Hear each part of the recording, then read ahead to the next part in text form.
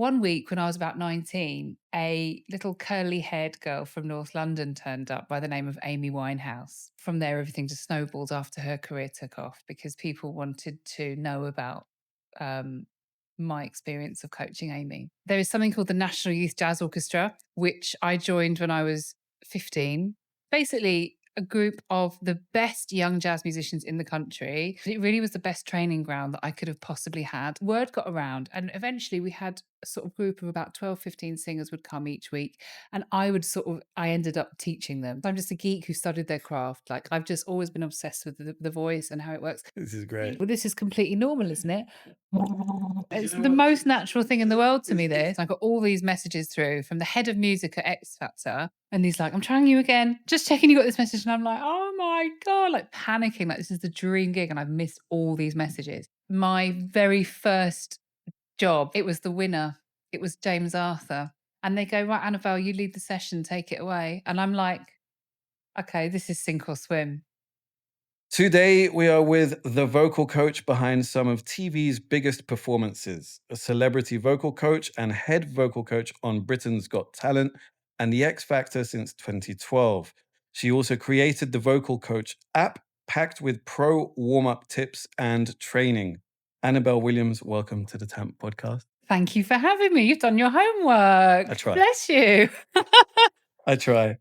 Can you tell us, like, kind of where you're from, where you grew up, Yeah, and sure. what have you?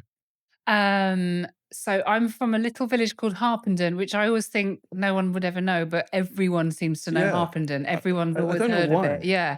So for those that don't, it's just outside London in Hertfordshire, and it's a really gorgeous little village, which when you're growing up is really boring, but going back now, it's beautiful and it's absolutely gorgeous, and I love it. And then moved to London when I was just before my 18th birthday to study music. Probably the most important chapter in that, which I get asked the most about, is kind of how I ended up in London from Harpenden. And the answer to that is um, there is something called the National Youth Jazz Orchestra, which I joined when I was 15. The National Youth Jazz Orchestra is to this day one of the hardest things I've ever done in my life. It's basically a group of the best young jazz musicians in the country. So you have like all your local, Hertfordshire Youth Jazz Ensemble and so on, and Bedford. Da, da, da.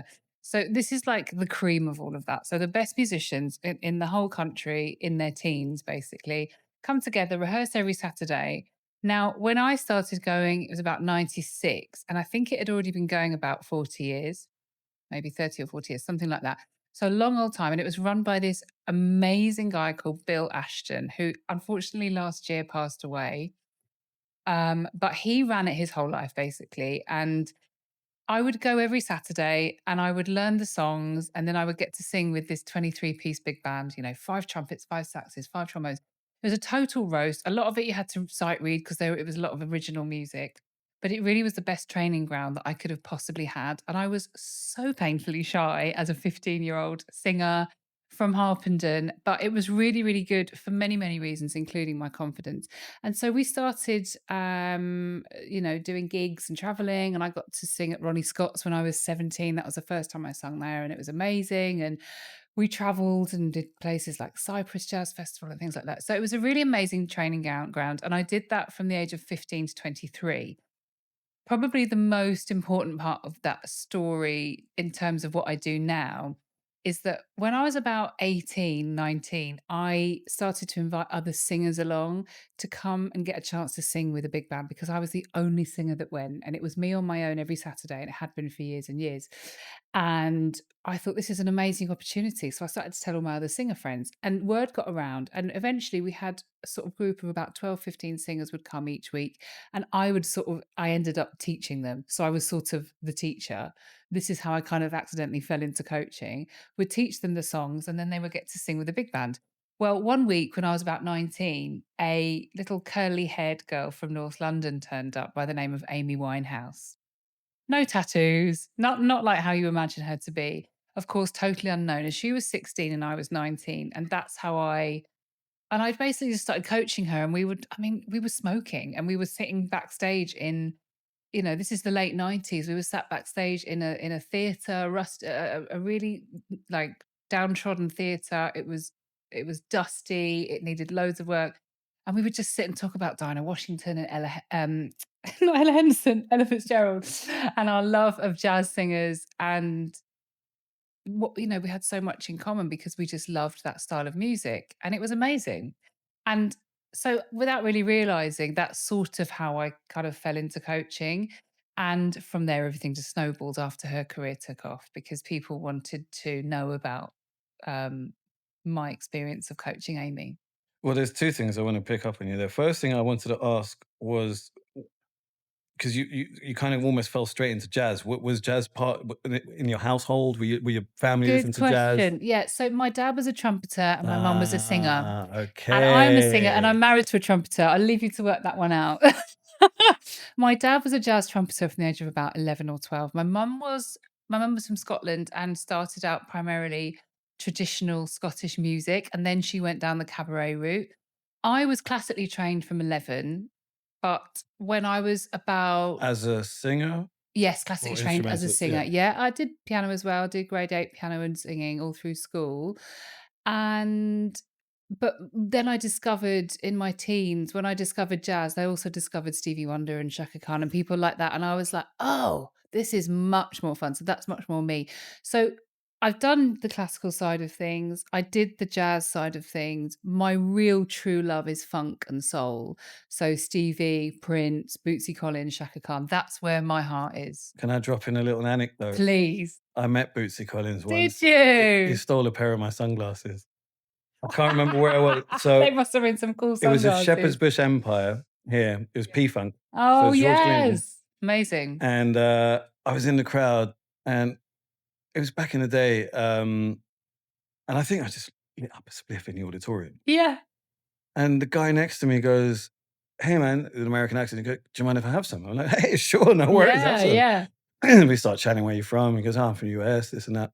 So what are you doing here? He goes, "Well, I'm the manager, I'm the tour manager of the band." Oh, I said, "You're stop. kidding me." So we became friends, and then they went off to play at some festival somewhere in London. I think it was Love Something Festival in Hackney. And he invited me with them on the tour bus, and got a big hug from George Oh, Clinton. no. Yeah, I'm so I had a jealous, but George I'm so Clinton happy for hug. you. That's Yeah. amazing. That is And then phenomenal. before going on stage, Bootsy goes, "Oh, hey man, nice sunglasses. Can I borrow them for the show?" I said, "Yeah, yeah, sure." Well, starstruck. And then after the show, he comes up with no sun. I said, "Hey Bootsy, where are my sunglasses?" And he just goes, "What sunglasses?" Brilliant. And I Brilliant. was like, "Okay." It all makes sense. Oh, that is a fantastic story. Yes. P-Funk, amazing. Yeah. I mean, they were big, really influential for me. So was Prince. I saw Prince play. Yeah. He played up the road at the Apollo, Yeah. and one of his concerts, I remember, it was almost 3 hours long. Yes, they normally And were. he went off stage, and people were just cheering, for a few minutes. And he came back on, and he said, "I've just been fined for playing over The the curfew. curfew. Yeah. So I'm going to keep playing." Amazing. Yeah, you paid your And fine. he Why just kept not? playing. And he played the guitar like Jimi Love it. Hendrix, the drums like Phil Collins, Yeah, yeah, the piano like Alicia Keys, and you're just yeah, like, what planet's this guy from? yeah, yeah. That's how it's done. Do you remember the first song you ever sang in front of people? Well, according to my mum, it was "You Are My Sunshine" when I was 2 on a bar in New Ah, York. So I would be about Marina's age. And yeah, apparently I was absolutely, there was no shyness then whatsoever. Apparently I sung to a really rowdy bunch in a bar in New York, stood on the bar and sung "You Are My Sunshine." So that was my first official performance, I think. I can remember my first ever performance, and it's really, really special memory to me. I already mentioned I was really painfully shy as a child, and I think I never thought that I could be a singer because I was shy. Because I think I thought I had to be all jazz hands and cracking jokes and stuff. And when I was about 15, our school, which was not a performing arts school, it just had a brilliant music and drama department. And this is Sir John Laws in Harpenden. And they did the school play every year. And I'd done one school play when I was in lower school, but I was in like the background of scene 5 or something. I was really shy and like didn't want to do anything more than that. Anyway, my best friend was really confident, really popular, brilliant singer. And she wanted to audition for the school play. Now, the school play was Little Shop of Horrors, and she wanted to be one of the three Ronettes who do all the shadow, do, wa do. Anyway, come along with me, please. I'm gonna do the audition. I'm like, absolutely not. She's like, please just come with me. I need your support. So I'm like, okay, I'll come with you. We get there and they go, if you're here, you're auditioning. I'm like, bye. So she's like, please, please, please stay. I need you. I need you. I need you. And the drama teacher was there. She was like, Annabelle, if you're here, you might as well audition. I'm like, absolutely not. I was terrified. Anyway, they bullied me into auditioning. And the next day, the list went up of who was playing what. Audrey, the lead principal role, Annabel Williams. I was like, what? Sorry, no. And I burst into tears. I'll never forget seeing this on this board. I burst into tears, absolute sheer terror. Went to the drama teacher, bawling my eyes out, begging her, please, I can't do it. You can't make me do this. I can't do it. She was like, where have you been hiding? Like, you're amazing. You can sing so well. Da, da, da. And I was like, because I've been sort of chipping away at my singing lessons since I was 11. I'm now 15. I've done all my grades. I'm like, yeah, I can sing in like my singing lesson, but that's it. Anyway, long story short, I did the show and it was the best thing I ever did. It got me out my shell. I suddenly became popular. Like overnight, people who I wasn't ever bullied, but I was just like, I just blended into the background. And suddenly I was like the one that could sing. And I think any singers or musicians listening will know what it's like because if you're from a little village, you're kind of the only one in the village, the only muso in the village, or the only singer in the village. And then you move to London and you're like the little fish in the big pond. And that's very much what it was like for me. I sort of went and had a couple of years of being the singer and having attention from being musical and being able to sing a bit. And then you move to London and it's like, start again, and it's a really amazing journey. But I'm so, so grateful to my teacher for making me do that because then from that, then the school were like, come sing with the jazz band, come sing with the school band. And then my teacher from the jazz band then took me on to NIJO, the National Youth Jazz Orchestra, which I mentioned earlier. And then from that, everything just changed. I was just going to ask you, is there a particular teacher or coach you can remember who had a lasting effect on you? Yes. My music teacher, Bob Power, who is probably in his 80s now, and any jazz musician or musician, there's so many that came out of my school, and they will all tell you, Bob Power, he's the man. So he's the guy that ran the jazz big band at my school, and he even came to see me at Ronnie Scott's a couple of years ago or whatever, and he is so supportive, a wicked musician, and just somebody who I'll always hold really, really dear because he really pushed me and took me along. He's the one that took me along to NIJO. So yeah, we love Bob Power. Was the plan always to become a teacher, or did you have an initial plan to be your own A superstar? You wanted to be Absolutely your not. I own. was moving to London to become a massive superstar, Yeah. obviously. And the coaching I totally fell into, as I say, the Amy thing happened. And then all through my 20s, I basically was, I did, I toured mainly as a backing singer all through my 20s and a lot of my 30s. Still do backing vocals now. Um, but I totally never chased the vocal coaching thing. I really enjoyed it, and over the years, I enjoy it more and more as I've honed it. For years, I said I'm not a proper vocal coach. I haven't been to singing teacher school or whatever it is I thought you had to do. Did my music degree and all my life experience as a singer, but I didn't count myself as a genuine proper vocal coach, if you like. So many people used to say to me, "You've taught me more than any other teacher I've ever had." And I was like, okay. But I think it's because I'm just a geek who studied their craft. Like I've just always been obsessed with the voice and how it works. And I think because I was a jobbing working singer, I could pass that knowledge on. And I have a singer's brain, a singer's mind. I know how singers think because I am one. And I think that helps me connect to them. So generally, anything that a singer comes to me with any issues they've had, I've kind of been through it. So I think that's what helps connect me to them. But no, I think I'm such a walking contradiction. I never really set out to be like, I can't say that I wanted to be an artist because songwriting is not my passion, my thing. My passion and my thing is harmony, is arranging, is music. It's not lyrics, it's music. Interpretation. Yeah. So that's why, that I do a lot of backing vocals. I do a lot of arranging for backing vocals.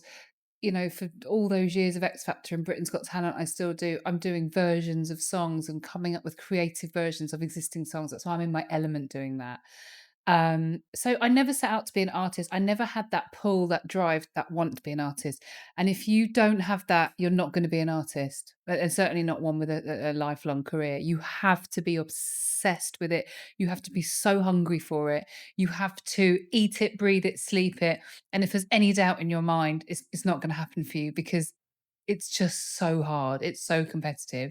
Having said that, any artist out there will tell you, although it's 99% hard work and 1% sort of being on stage, and that's the rewarding bit, they're never ever going to do anything else. That's just not even an option because it's who we are. But I'm thinking there must be something quite nice about being able to have a career in music, but also not be in the limelight. Not have the pressure. Yeah. Exactly. Not have the pressure. That's what I love. I'm always going to work. There's always going to be people that need to be coached. I don't have to worry about my difficult second album. I don't have to worry about being kept to keeping my deal with my label or my publishing. Having said that, I'm really not like dumbing it down because it's the most rewarding job in the world being an artist. And I really, really have a lot of respect for artists. I think they're incredible what they do. And obviously, I work with artists every single day. I really, really admire them, but it takes a certain type of character to be an artist and to have the strength and the determination and the talent to do it.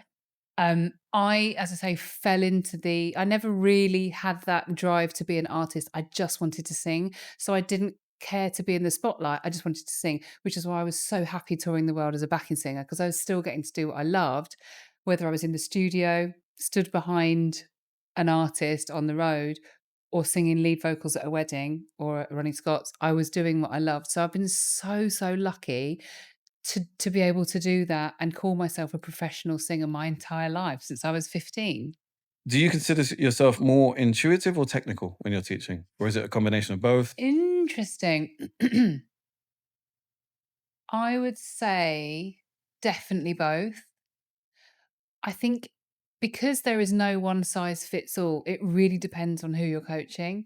Because some people really crave that technical advice and support, and some people just need a therapist, and then everything in between. So some people are allergic to technique and going in on the spiel too much, and the language that you speak, it can really turn a singer off. So I have to be versatile enough to be able to tap into what they need. And if what they need is not technical jargon because they're going to switch off because they've got ADHD or because it's just not a language that gels with them, I need to be able to speak to them in a language that they understand. So it's my job to have 10 different ways of explaining one thing, 20 different ways of explaining one thing. And so but on the other hand, there are singers who absolutely crave that and want that and want to understand the scientific explanation, the biological explanation. They want to understand the physiological of what's going on as well as the psychological and how the two work together. So it all depends on who I'm coaching. It really, really does. Now, you've worked on several of the, I don't know what to call them, musical talent TV Yeah. shows. TV talent shows, Um, yeah. how did that first start? Well, I manifested it because I decided that I was the X Factor vocal coach because before I even was, because I would watch it on the telly and go, that's my job. Oh, really? I was like, that's my dream job. I love vocal coaching. I know I'd be good at it. So I manifested it. I kept saying, that's my job. That's what I'm going to do. So when I was about 30, I was on the road doing backing vocals with an artist called Ruma, who to this day is one of my favorite artists I've ever done backing vocals for. If you haven't heard of her, check her out. She sounds just like Karen Carpenter. And we were doing all the jazz festivals, North Sea Jazz Festival, Montreux. And I got about, I think wherever we were had no service. And we were driving through the mountains, finally got some service. And I got all these messages through from the head of music at X Factor saying, well, I need a vocal coach, another vocal coach for our boot camp this weekend in Liverpool. This is 2012. And I'm getting these messages like, and he's like, I'm trying you again, just checking you got this message. And I'm like, oh my God, like panicking, like this is the dream gig. And I've missed all these messages. So Anyway, I call him back. He's like, "Well, you're hard to get hold of. I was gonna give up on you." You're like, Now I'm in the this man Alps. yeah, exactly. I'm in the Alps, sweetheart. Now this man's name is Simon Gavin. I owe so much to Simon Gavin. Anyone in the music industry will know him. He's an A&R legend, discovered so many people. And yeah, he gave me my first shot and booked me for a weekend on X Factor boot camp. There was already another vocal coach, a couple of vocal coaches. And funnily enough, my very first job that day, I mean, I was really terrified. Cameras everywhere, mics in my face, cameras, I'm talking here, boom mics here. And I go in, and there's a room full of producers, sound people, cameramen, lighting, da, da, da. And in walks the first contestant of the day. And guess who it was? I don't remember the 2012 one. It was the winner. It was James Arthur. Oh, So in wow. walks James Arthur with his guitar, and they go, "Right, Annabelle, you lead the session, take it away." And I'm like, okay, this is sink or swim, right? So I fought hard. And James was hard, and he won't mind me saying this because I still coach James every now and again, and we're friends and stuff. So um, he was not a natural in front of the camera. I was not a natural in front of the camera, and we both really struggled. In fact, if there's any footage of that anywhere, it's where it's probably a bit of a car crash to watch.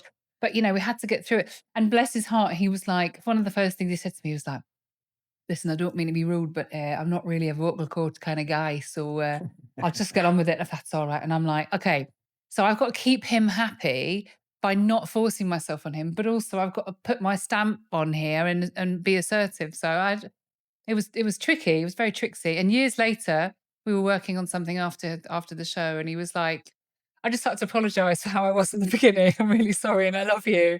And we're great now." I mean, we were great then. I totally got it. He was never rude or anything. But yeah, that was my first ever experience. And then after that weekend, Simon Gavin said, "Can you do the whole series?" Yes, I can. And that was it. And I did X Factor from then till it finished in 2019. And from that year, I got Britain's Got Talent, and I still do it to this day. I've just done my 14th Britain's Got Talent. So I'm Wow. part of the furniture now. I'm like the Ken Barlow of Britain's Got Talent. Something I've always been curious about. How would you support a nervous beginner 5 minutes before stage?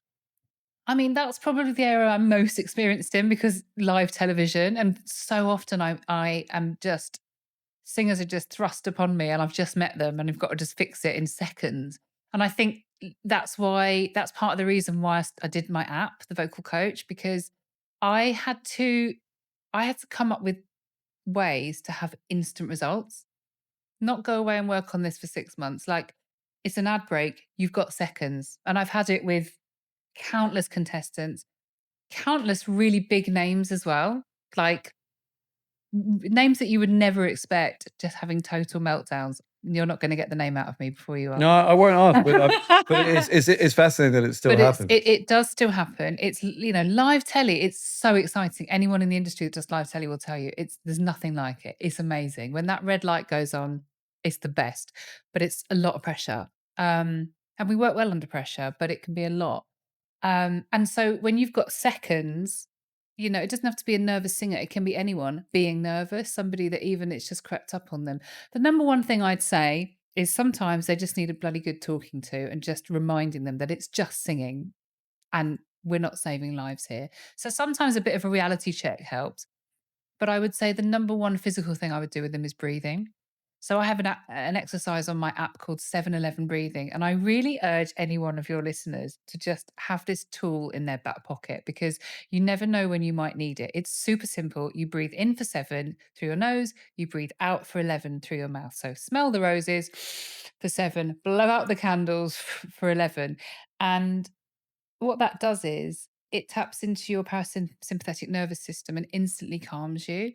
And it's a really amazing tool to have because if you're ever in a situation where you're nervous, you're feeling adrenaline pumped, you're terrified, you're scared, you're in your fight or flight, your fight or flight, that can instantly calm you and it can really, really help you. I remember a friend having a panic attack years ago, and bless his heart, it was so severe. I'd never seen a panic attack like it, and he thought he was going to die because he just couldn't catch his breath.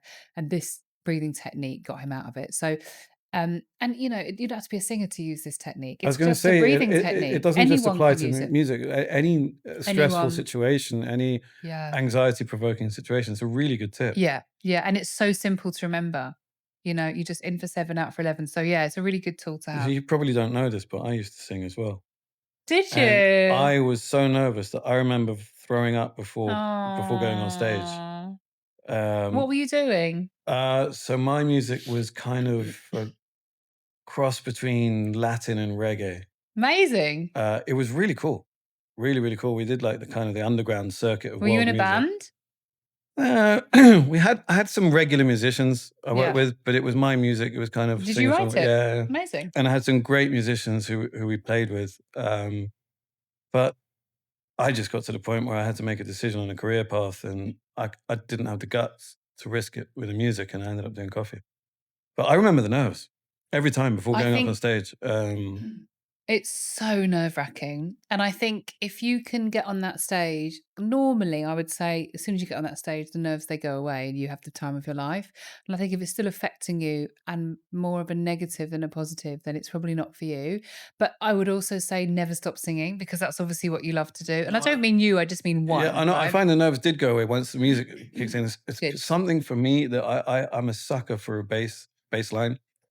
And for me, like once I hear that bass line kick in, it sucks me right in, almost like hypnosis. Yeah, And the flip side to the nerves before the gig is that I'd be buzzing for days yeah, afterwards, literally buzzing. That high is difficult to explain. yeah, But when you have a good show and yeah. you just Oh, there's nothing like it. yeah.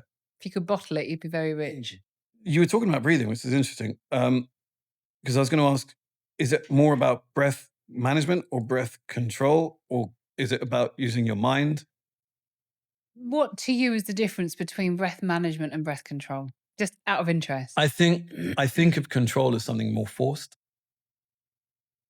Go on. I think of management more as, I guess, something more practiced. I Mhm, guess mhm. would be. I think the important thing is to not confuse things with terminology because I think breath management and breath control are 2 different things to different people, if that makes sense. So, I think in terms of breathing, I think any vocal coach, singing teacher worth their salt would start with diaphragmatic breathing. How do we do it? Because diaphragmatic breathing is so good for us, not just for singers, like going back to that 7-11 exercise, it's something that we can all do. It's the way we breathe when we're born. It's how we naturally breathe as babies. And then over the years Can you explain the term to me because I don't recognize it? Can yeah, you? What, can you? diaphragmatic And what breathing. is it? So it's essentially if you take a deep breath now, your chest and shoulders go up and down. Okay, you're shallow breathing. So it's taking the breath much lower down, the allowing the pelvic floor to push down, allowing space for the diaphragm to push down. Okay, so the diaphragm is like a dome-like shape. It's a big muscle that sits at the bottom of your rib cage, and when you breathe in diaphragmatically, your diaphragm will push down.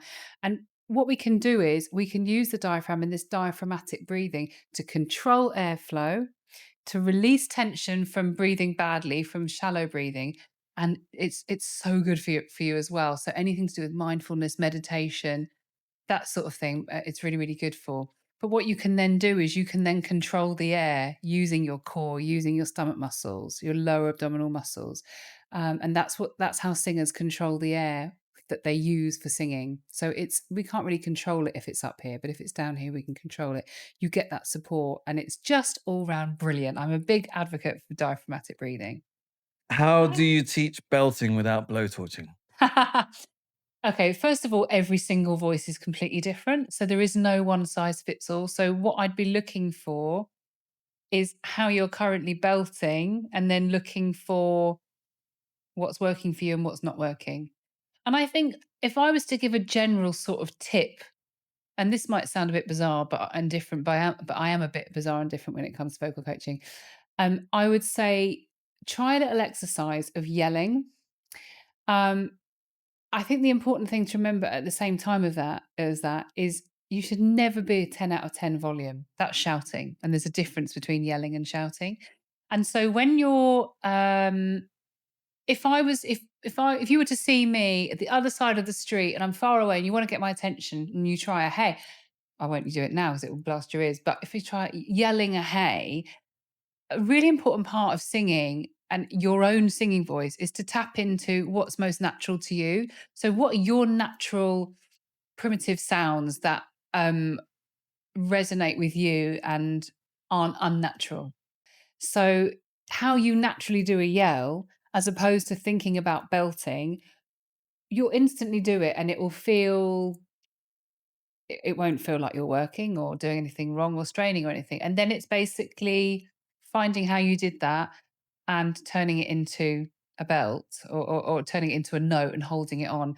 And then a lot of it is about placement. I find a lot of my coaching with belting is about placement. So not placing it here, lifting that placement, getting it behind what we call the mask, not making it nasal, but using a face shape which helps you lift and raise your placement.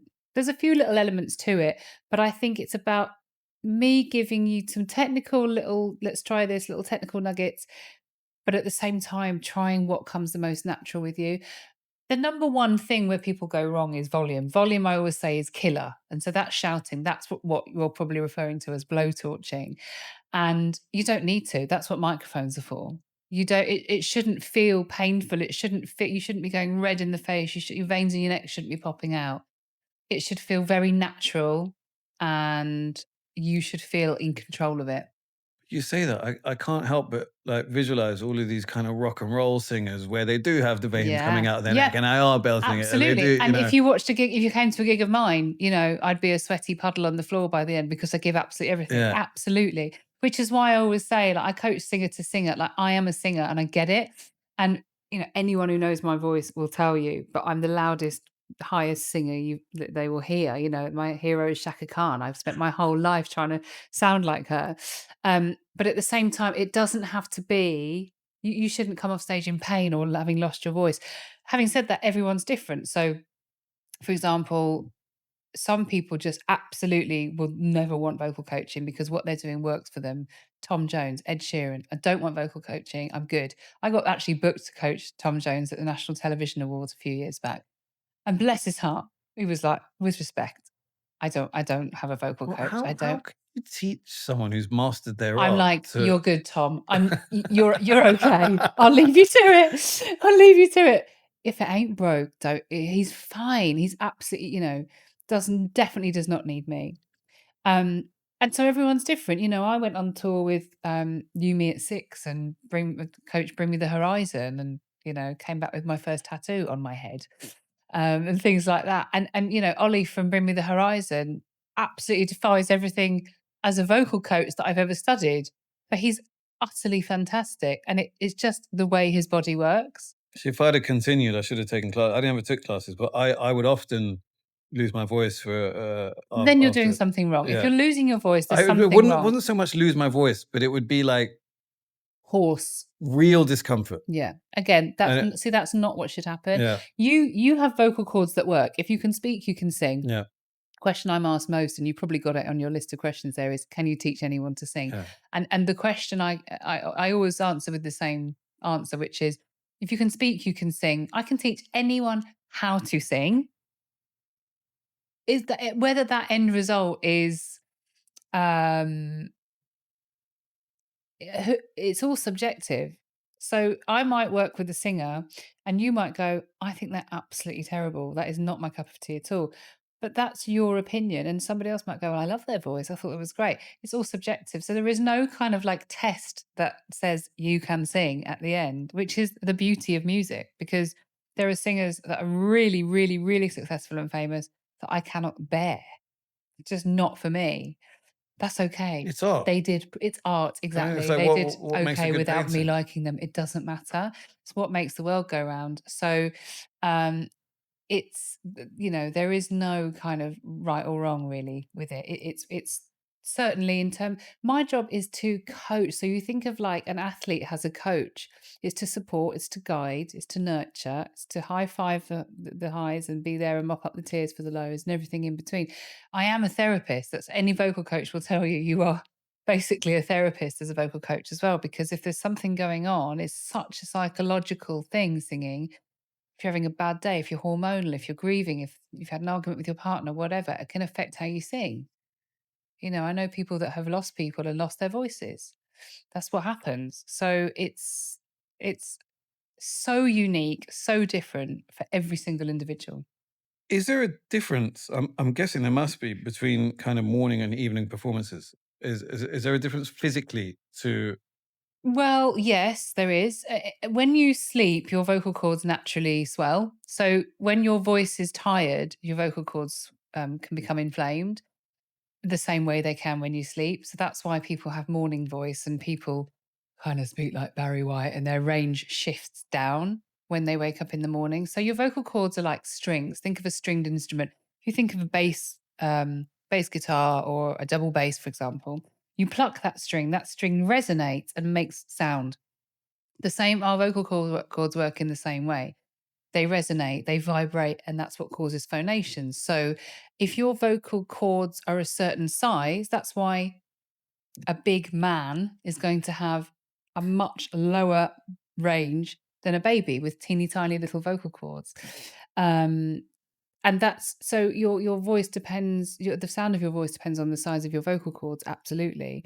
And so if your voice is tired or you're fatigued, that's why if you've lost your voice or your voice is hoarse, you've overcooked it, you get that ah, and you get that hoarseness and the voice cuts out. That's inflammation. That essentially is what happens when you sleep. So when you wake up in the morning, you have a bit of that.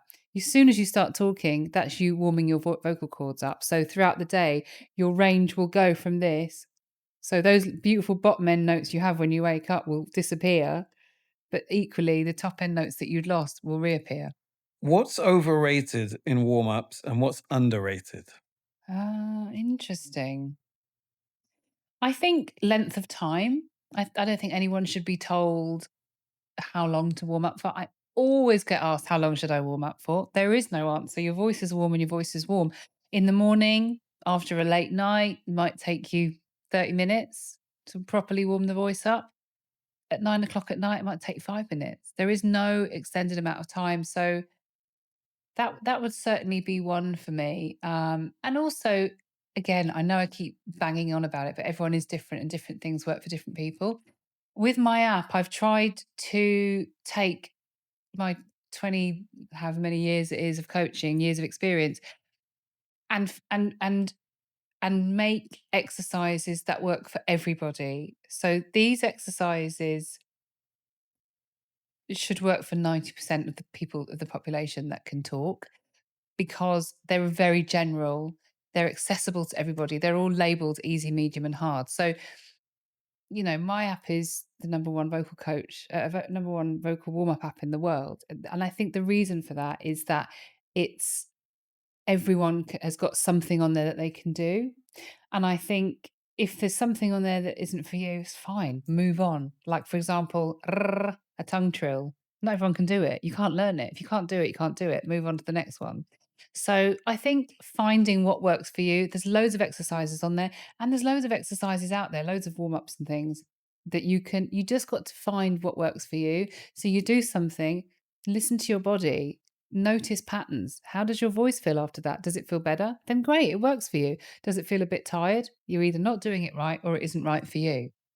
So I think finding what works for you is really important. And how do you know? Are there warning signs of fatigue if you're doing something wrong? Yeah, I mean, your voice should be resilient. You shouldn't lose your voice. The whole point of a warm up is to have good vocal health and to make your voice last as long as you want it to and need it to. So, if your voice is feeling tired during a warm up, you're definitely doing something wrong, or there was something wrong to start with.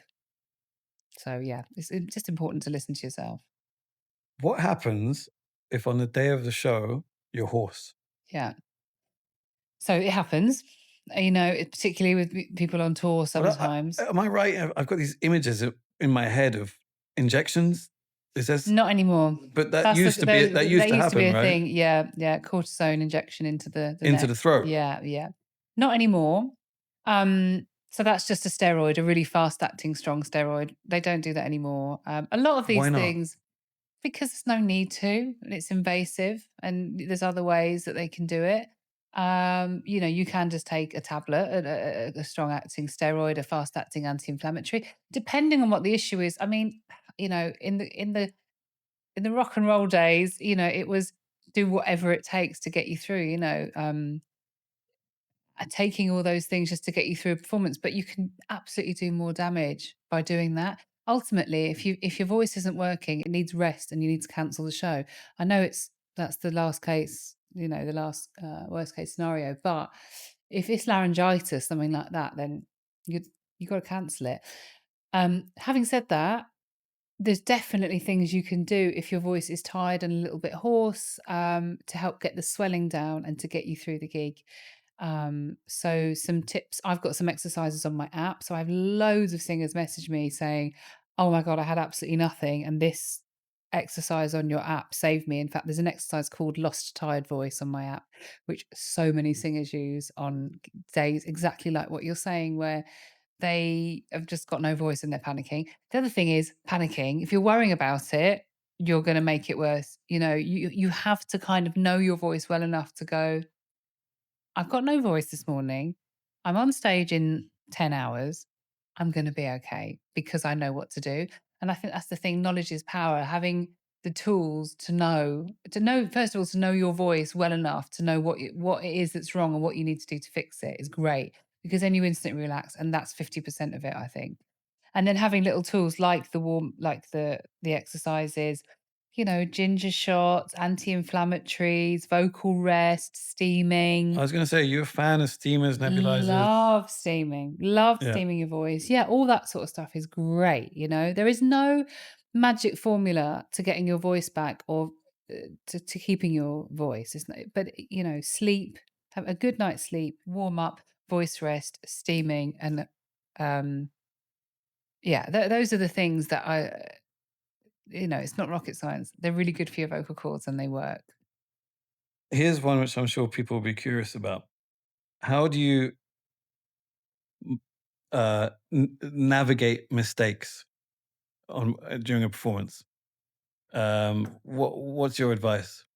How do Maybe you a mean? but maybe a miss a note, So or so like, if a singer has made a yeah. mistake, how do I deal with that No, afterwards? well, how do you Or advise them to navigate it during a performance? Do you well, just kind of I can't navigate. I can't help them during the performance. no, but your advice would be to just kind of ignore it, Oh, I keep see what you mean. What going. should they do? Right, right, Yeah. right.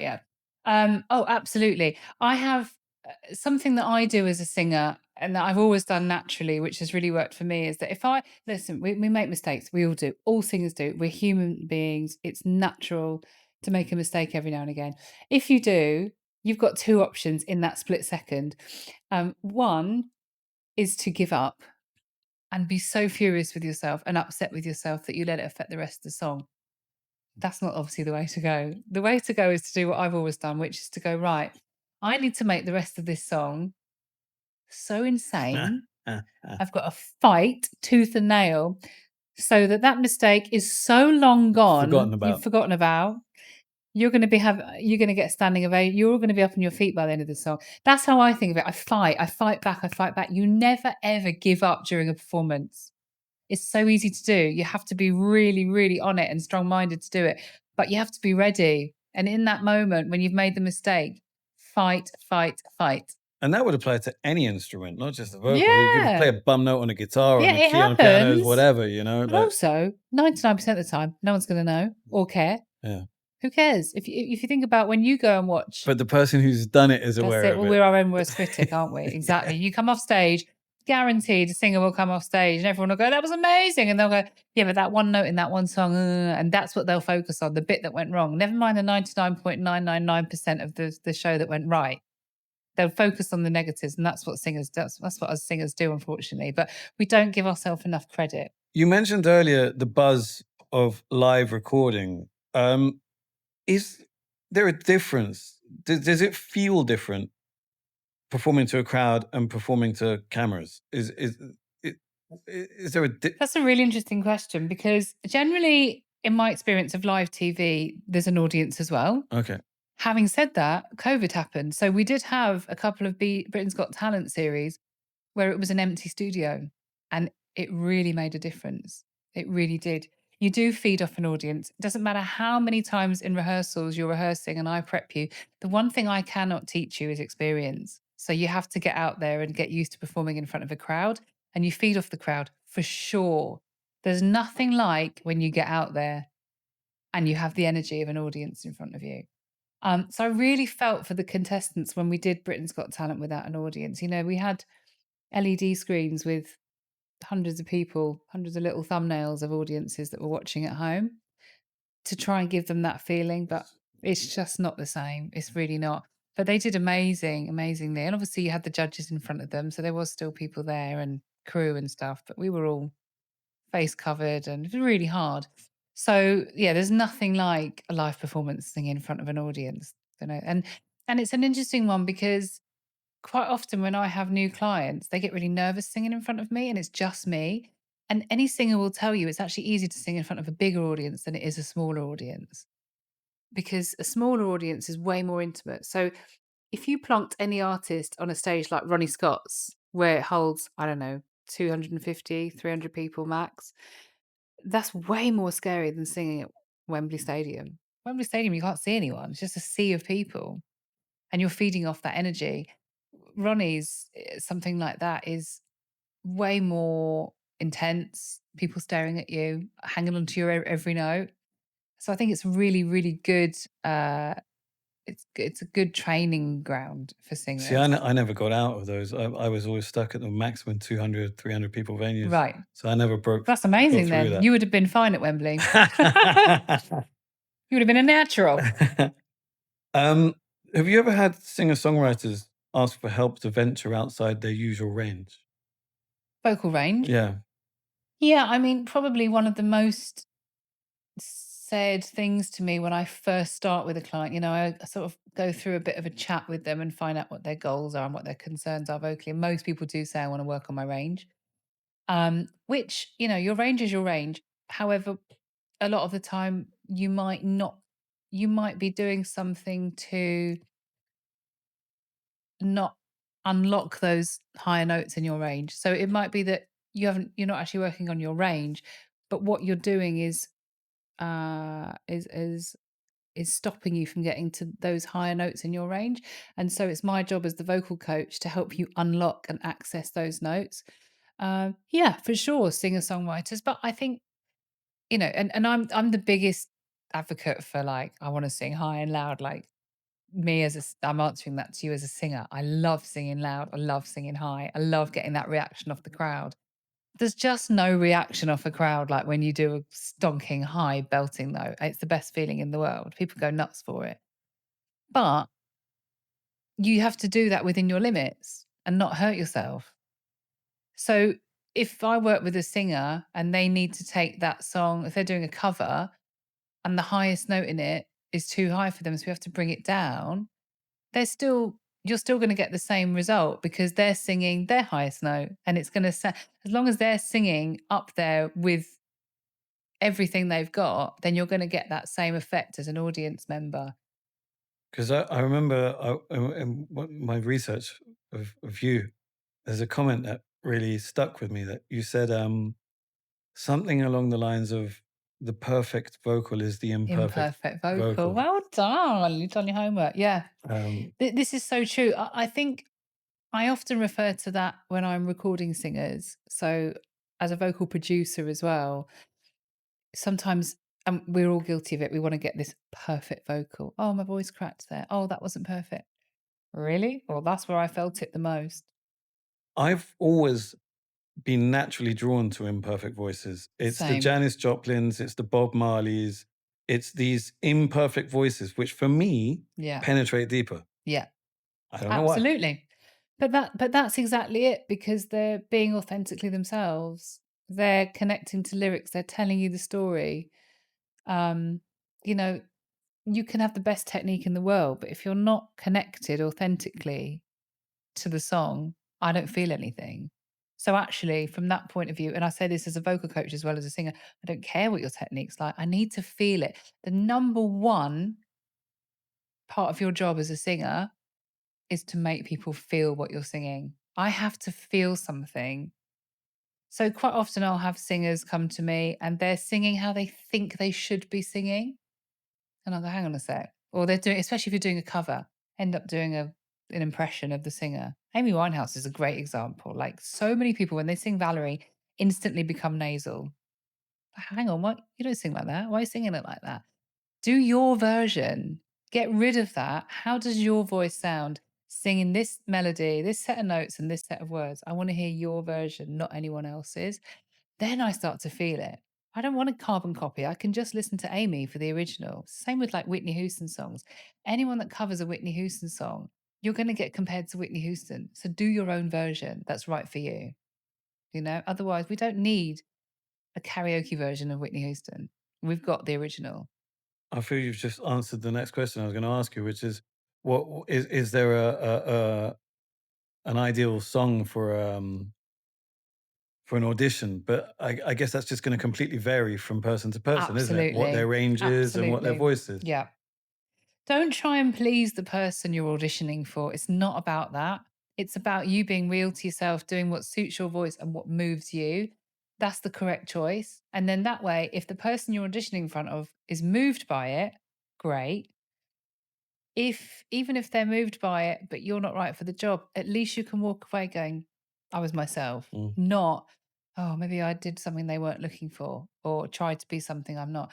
You've got to be able to walk away going, I was authentically myself, therefore no regrets. That's why things like on Britain's Got Talent, you know, it's such a great little music team, and the producers on that show, nobody on that stage sings anything they don't want to. You know, you always hear about that on these talent shows.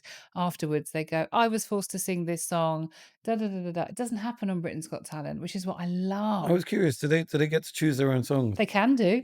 They can do. And absolutely, you know, what often happens is you get these singers who they have this fantastic first audition. It's like the first album being a success, followed up by the difficult second album.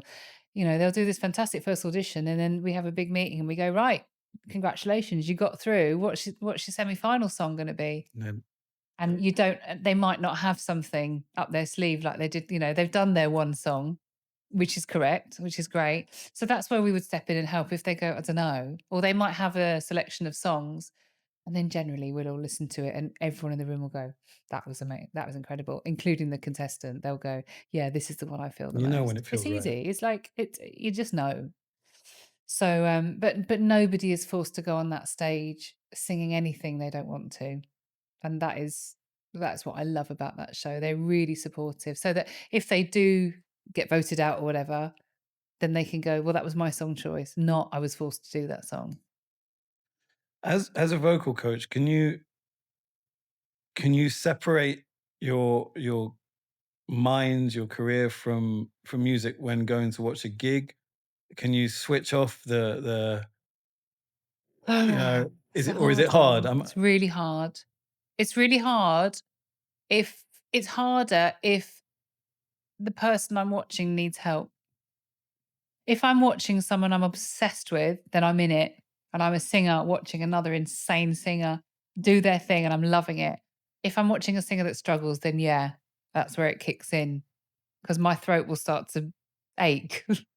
I'm watching a singer with bad technique. Like, I think any vocal coach or singing teacher or singer listening will agree. Like when you see a singer, even singers with great technique. I remember that. Do you remember that? I think it was at the Grammys. Adele was in the middle of she was like in this little stage in the middle of the arena, in the middle of the audience, and she had a moment. I think it was around the time she had her hemorrhage, her vocal hemorrhage. And just something happened, and I just remember watching her, and I just knew singer to singer, like, "Oh, love, you're in trouble." And you know, she in classic Adele style, I think she stopped it and started again. But uh, yeah, it really hurts. It hurts me when that I happens. can imagine. It's like me walking into a coffee shop and seeing someone do it all wrong All and wrong, just and messing yeah, everything. what do you do? You're like, can I? Oh, Just stay quiet. Yeah. yeah, It's a typical situation where you only give help if they ask for it. yeah. I mean, if you walk around helping people who don't Oh, ask for it, that's absolutely, awful. I can't absolutely. think of much Can you worse, to be imagine? honest. Yeah, I know you didn't ask for this, but I've got a couple of things to say. So No. I'd never do that. Yeah, I'd never, yeah. yeah. Are there any warm-ups that you think, like, cool warm-ups that a singer can't live without? Ooh, yeah. Um, I think generally, I mean, I think a warm up that every singer will do, which is like a just checking, is like a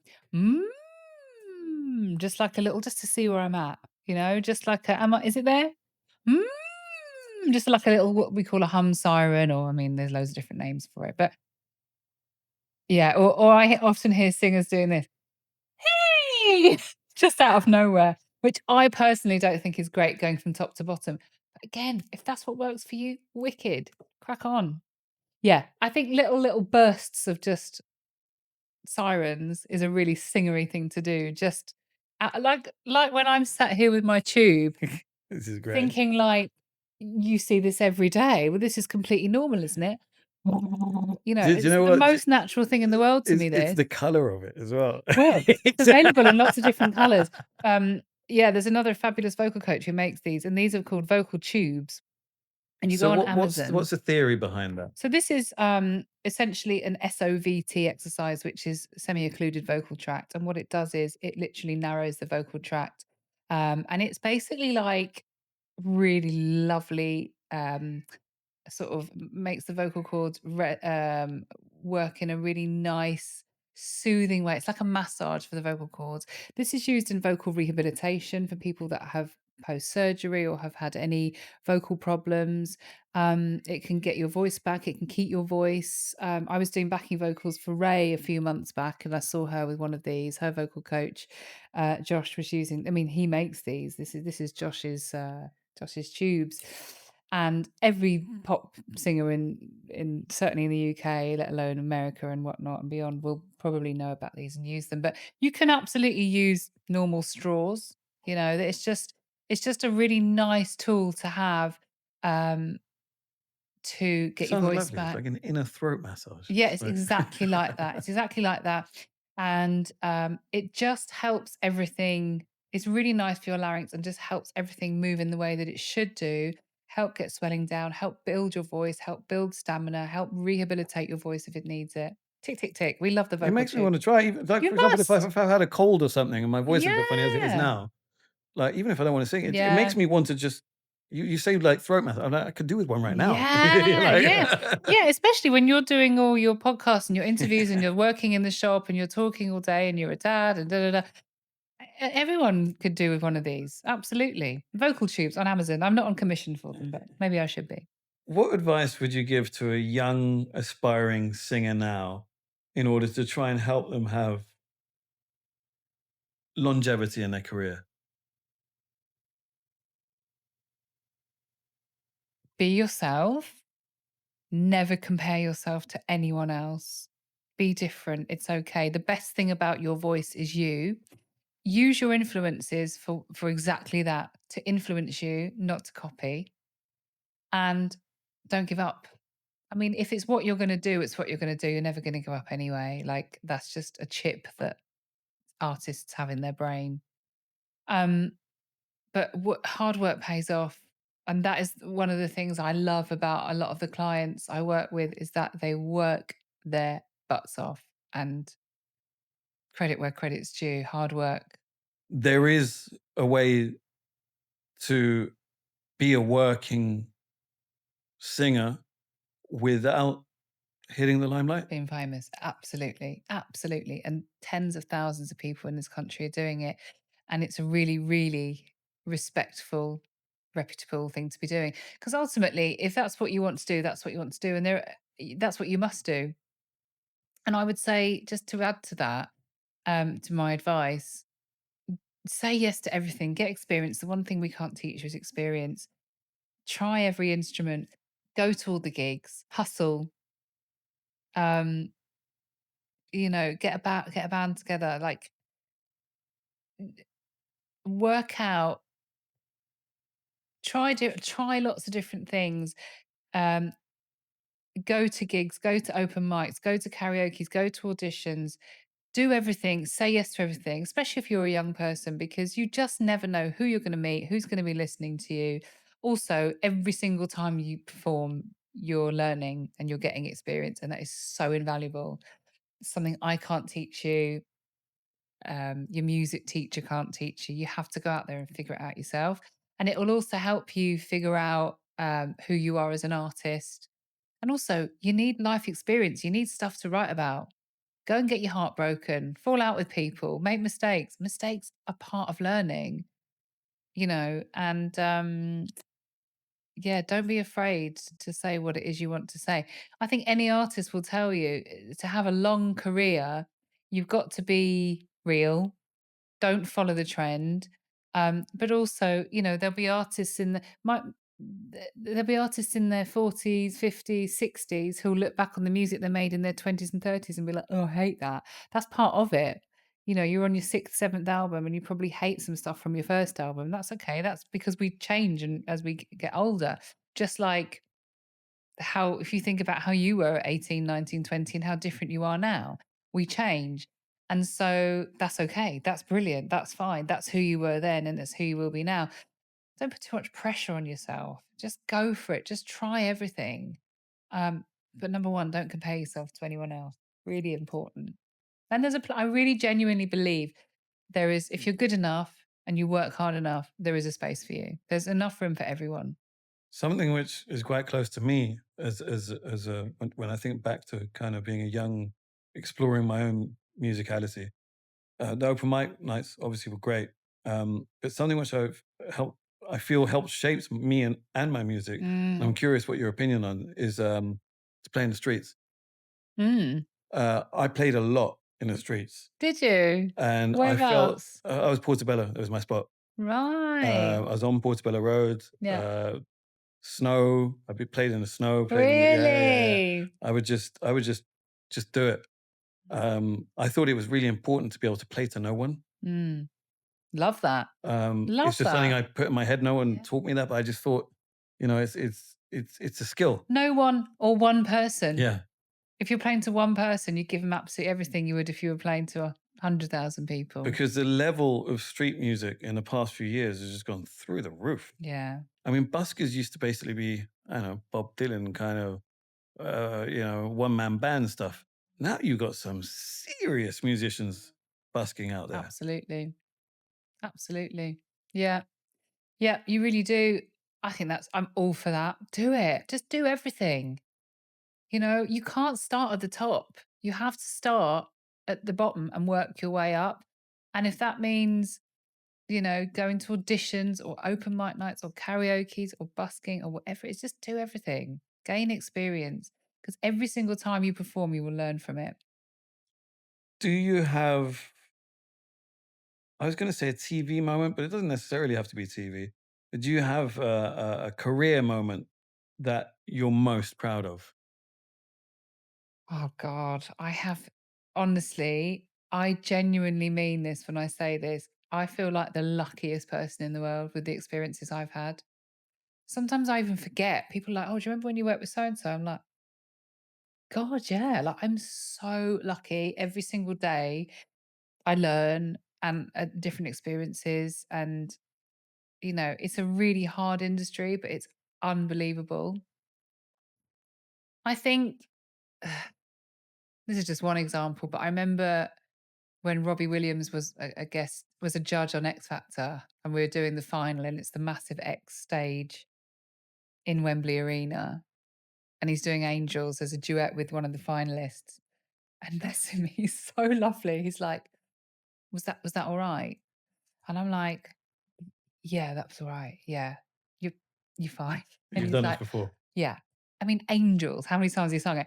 And he's like, "What do you want me to do on this bit? Do you want me to do this, Annie?" And he was so sweet and so humble. And I was like, what is my life? I'm stood in this giant stage in Wembley Arena. Robbie Williams is asking me if it's okay and if I'm happy with what he's singing on Angels.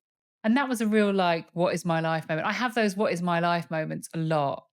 You know, I had it with the NTAs. Gloria Gaynor didn't know the words to I Will Survive. And I had to like she kept forgetting the words to I Will Survive. I was like, come on, babe, Wow. one job. She was brilliant. She was hilarious. But yeah.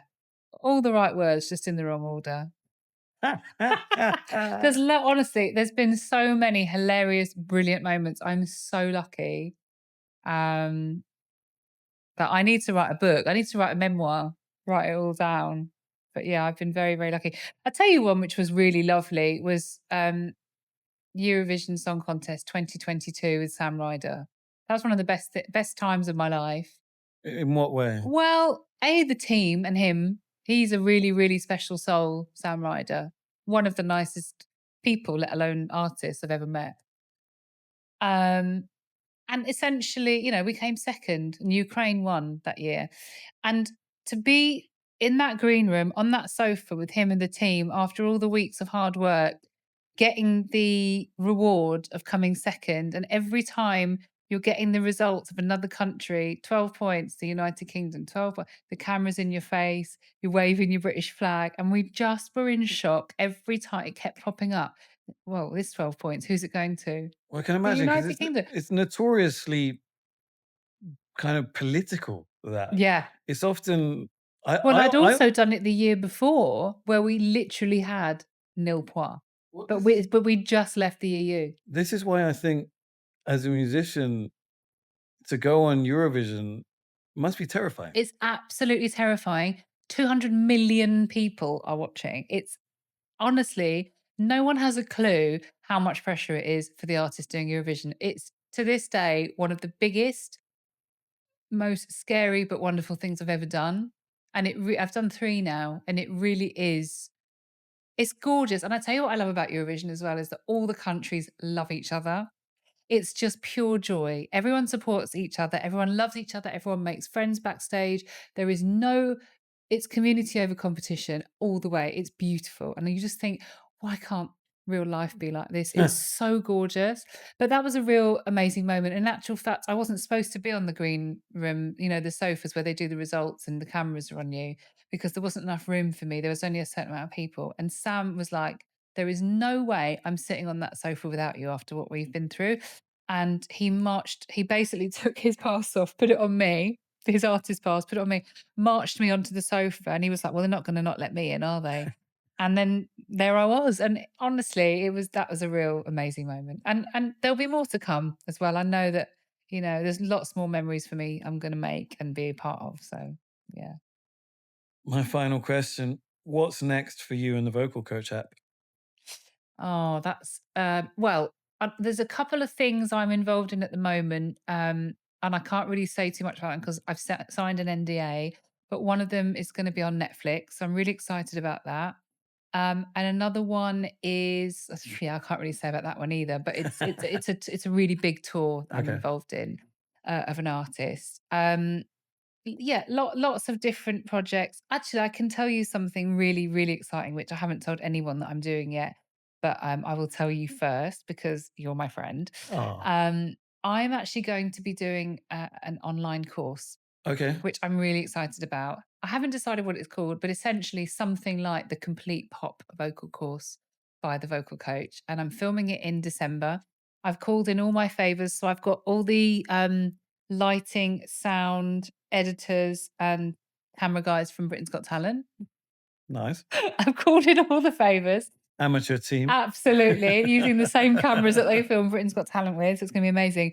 Yeah, I've got the beginning of December, I've got that booked, so I'm busy writing the course at the moment, but I'm really excited about it. I've never done it before, and I've been asked about this for years. "Have you got anything online, any online courses?" And I'm like, "No, but I really wanna do it," so I'm finally doing that. So this is a sort of follow-up to the app. The app is always developing, always evolving. Every single month, there's new things being added and changed and updated to it. It is. My husband calls it my Tamagotchi. It's my living, breathing thing, and you have very much have to keep it alive. And yeah, I'm really excited for what's next. I'm hoping to add lots more features to the app, and as long as people keep subscribing to it, I will keep doing it because it is a lot of work, but it's so rewarding. So lots of exciting things in the future for the vocal coach. Can you just shout out your socials? How can people find Yeah. you? Website, socials, all of Yeah, that? it's really, really easy Yeah. to find me. Everything is the vocal coach. So my socials are all the vocal coach official. My website is thevocalcoach.com. It's really super easy to find me. And yeah, the app is called The Vocal Coach. It's available on Android and Apple. So you can just search for that there. There is a 7-day free trial. It's $6.99 a month. So, and you can cancel whenever. So give it a go. Every exercise is labeled easy, medium, and hard. There's breathing exercises on there. There's stuff for kids, there's stuff for non-singers or beginners or amateurs, and there's stuff for pro and advanced singers. So there's something for everyone. And I love DMs. Please get in touch and let me know what you think of the exercises or if there's been something that's resonated with you.